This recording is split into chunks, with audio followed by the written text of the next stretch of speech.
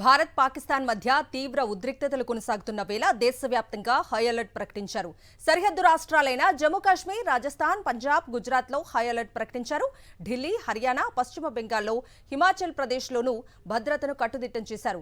Border స్టేట్స్లో పోలీసులు, పాలనా అధికారులు సెలవులు రద్దయ్యాయి. పౌరులంతా ఇళ్లలోనే ఉండాలనే ఆదేశాలు జారీ చేశారు అధికారులు. గుజరాత్ సముద్ర తీరం వెంబడి గస్తీ పెంచారు. దేశవ్యాప్తంగా ప్రముఖ దేవాలయాల వద్ద భద్రత తనిఖీలు ముమ్మరం చేశారు. ఢిల్లీలోని ఇండియా గేట్, వార్ మెమోరియల్తో పాటు అన్ని పర్యాటక ప్రాంతాల వద్ద భద్రతను పెంచారు. ఎయిర్పోర్ట్స్లో హై అలర్ట్ కొనసాగుతోంది.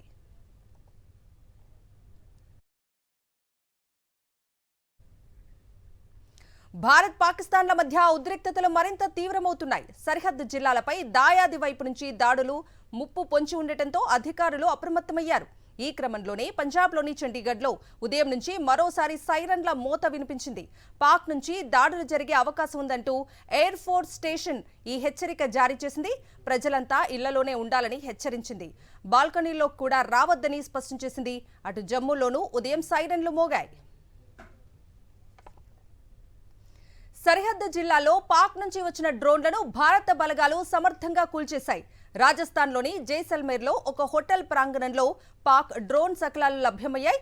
అధికారులు వాటిని పరిశీలిస్తున్నారు. తెల్లవారుజామున 4:30 గంటల ప్రాంతంలో ఈ దాడి యత్నం జరిగింది.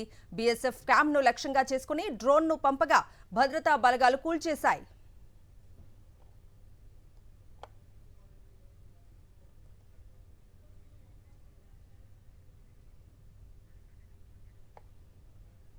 భారత్ పాకిస్తాన్ మధ్య యుద్ధ వాతావరణం నేపథ్యంలో సరిహద్దు రాష్ట్రాల్లోని ప్రజలు సురక్షిత ప్రాంతాలకు తరలి వెళ్తున్నారు.